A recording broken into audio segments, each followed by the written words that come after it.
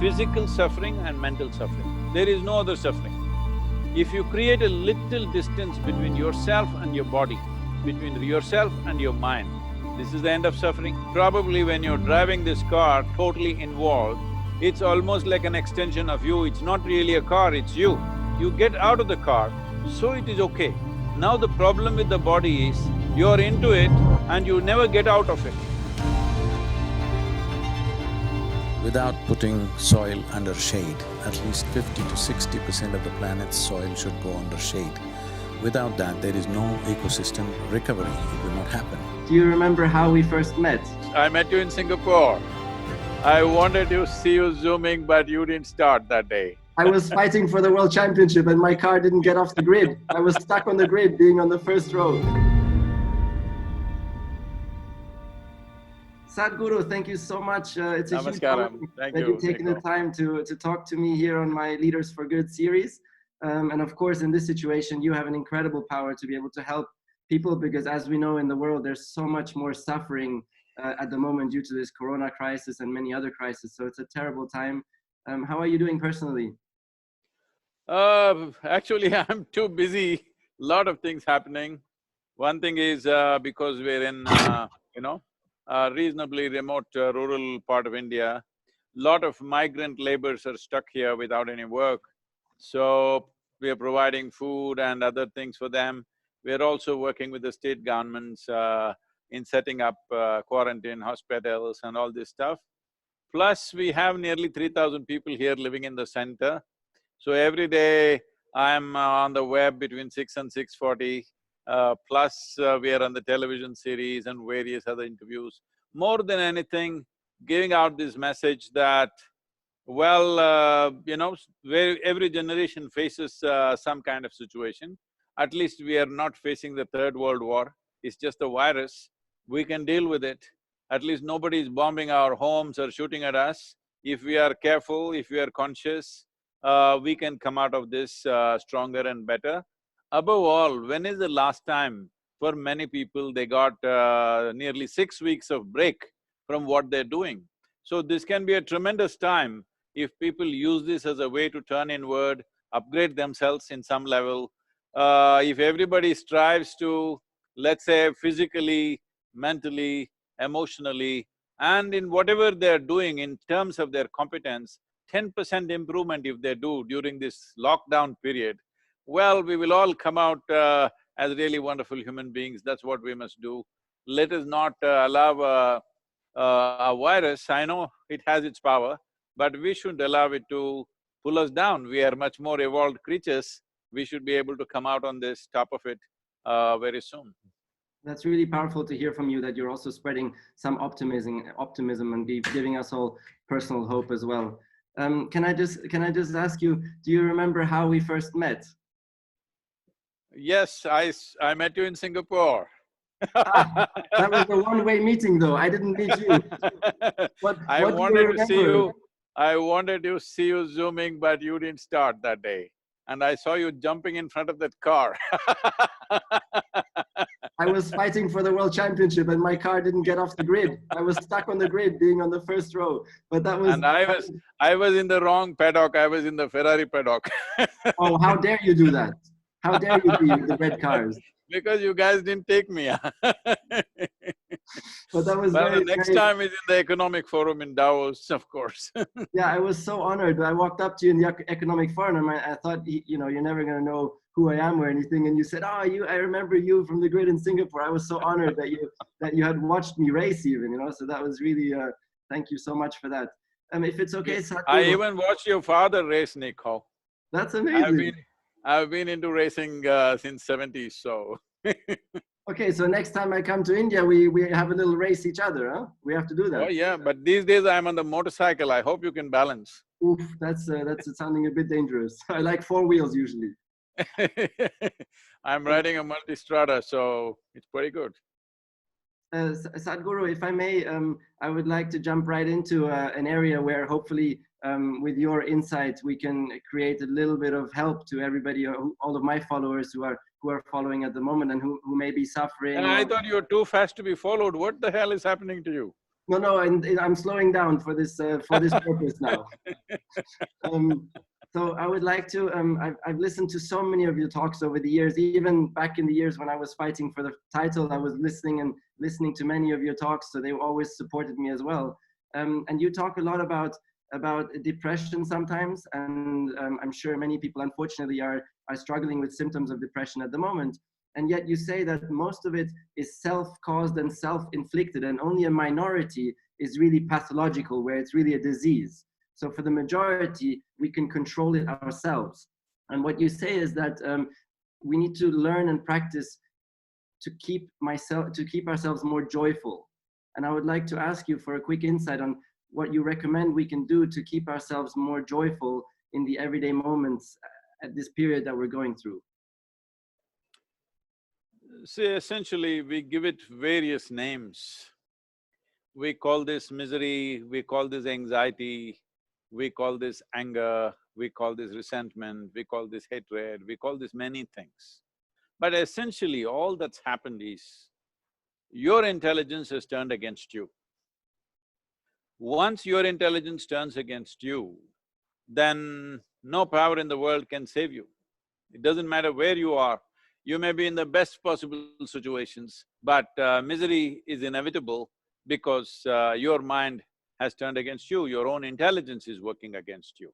This is like, suppose right now, show me your right hand. Suppose it starts beating you in the face. What will you do? Those Ruben and whoever else around you, they will initially they won't try, dare to touch the ace driver, but when he starts bleeding, they will come and hold you. They don't want to let you go. What are you doing to yourself? But you won't listen, you start smashing yourself up. Then what to do? Tie up your hand to the chair on which you're sitting. But that also did not help. Then what to do? If it goes to the extreme, if it becomes too damaging, somebody will have to amputate that hand, which is causing so much damage to you. So when you do it with your hand, it's very obvious. When you do it with your own thoughts and emotions, you think there is some exotic name to it. No, all you're doing is you're thrashing yourself with your own thoughts and emotions. Everybody has an excuse, why I do this? Because my car didn't start, because my wife is like this, because my husband is like that, because my job is like this. Everybody has some excuse. Right now, everybody's excuse is, because I'm not able to meet my boss, mother-in-law, everybody is stuck somewhere else, I'm just stuck at home with my loved ones, and that is the problem. Can you believe it? All these days, people were complaining going to work. Today, they're complaining they cannot go to work. So I'm saying the problem is just this, that your own intelligence has turned against you because the nature of human intelligence is like this. It's on many different levels. One aspect of it is intellect. If you ask anybody, do you want your intellect to be sharp or blunt? Of course they will say, I want it sharp. So we gave you, let us say, a very sharp knife, it's a cutting instrument. Now, the hand in which you're holding the knife is not steady, so you started doing this and started cutting yourself. Now you think knife is the problem. Knife is not the problem, the hand that holds is the problem. So we have done nothing about stabilizing our systems. We have been given an intelligence and an awareness which is way ahead of any other creature on this planet. You know, this Charles Darwin is an English guy, you heard of him. So he said, he said a goat could have become a giraffe over 1,000,000 years. A pig could have become an elephant over many more million years, but a monkey became a man rather quickly. How quickly means, see, the DNA difference between a chimpanzee and a human being is only a 1.23%. 1.23% is not a very big difference, isn't it? 1.23% difference. So physiologically, that is how close to a chimpanzee or gorilla we are. But in terms of our intelligence and awareness, we are worlds apart. Right now, this is all our problem is. We have an intelligence for which we don't have a stable enough platform, so it begins to work against ourselves. Now, the most important aspect is to create a stable platform, to create a body to create a chemistry, to create a balance within ourselves so that this intelligence will work for us and it'll be a solution, not a problem. Everybody knows that intelligence is a solution, not a problem. But most people are experiencing their own intelligence as a problem.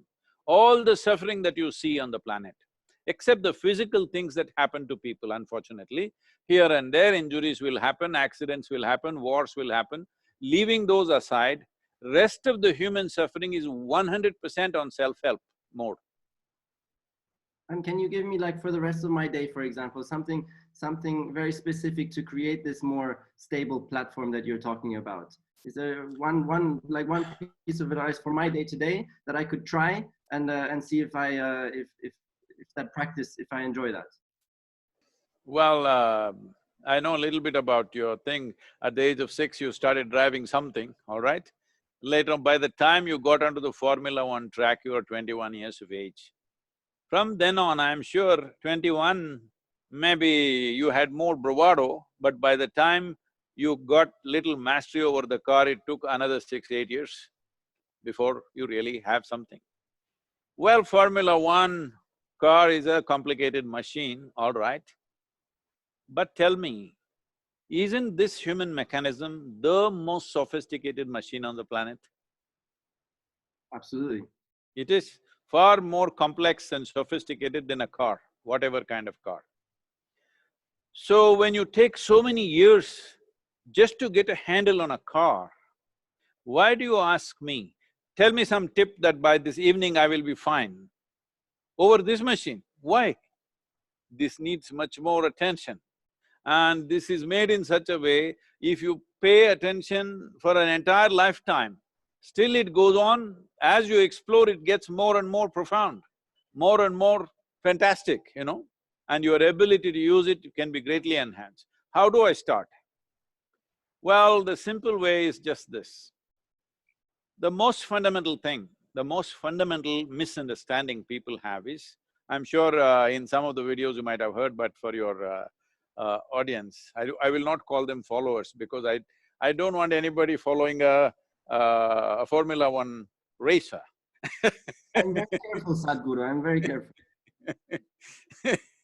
So, for them, the simple thing is this. You as a human being, as a life exists. This is there in everybody's experience. They know they exist. But right now when you're here, you think, this body is me. My thoughts, my emotions is me.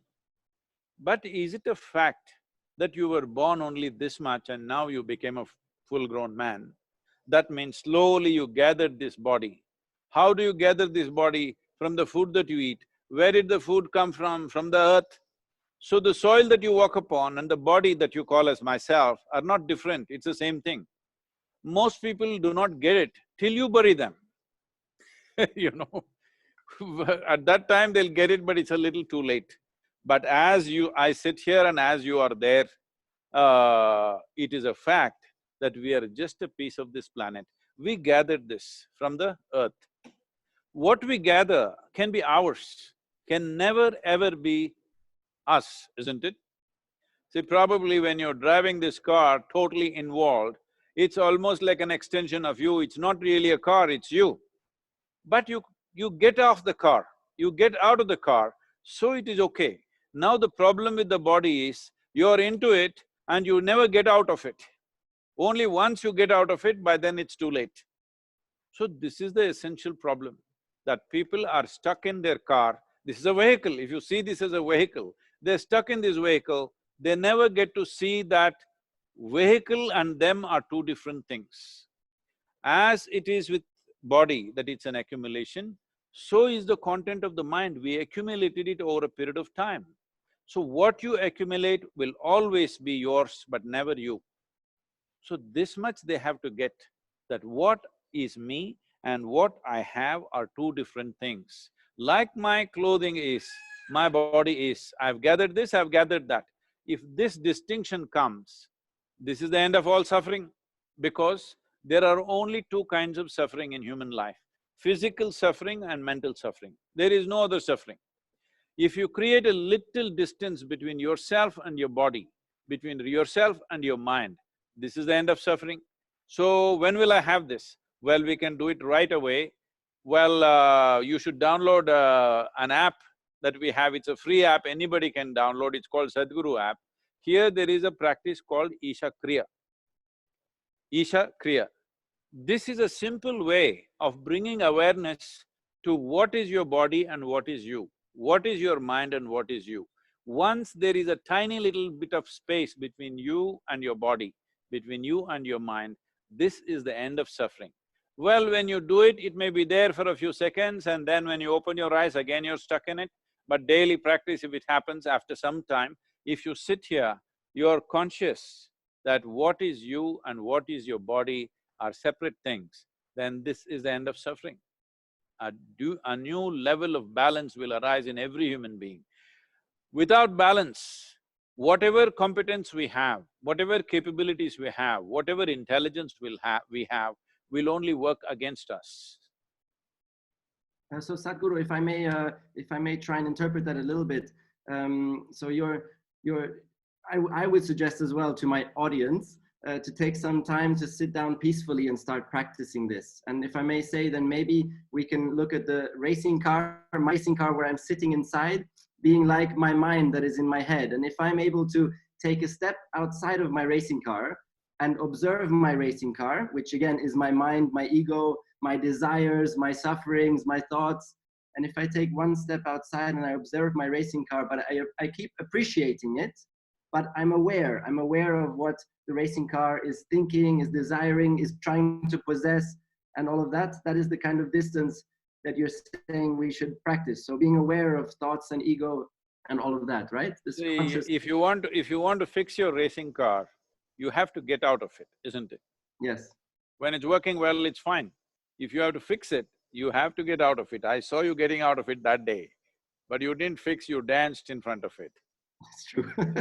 I couldn't fix it so quickly. It would have taken me the whole journey of life to fix that one. It's a very complicated machine. I know.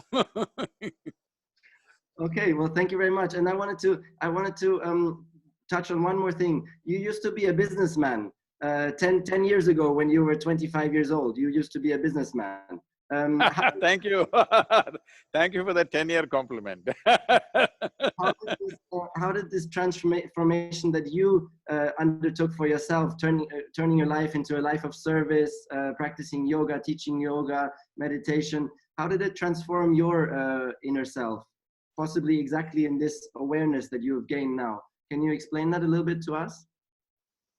Now you want me to share my great failures in my life. See, this happened to me. Yes, I was in business.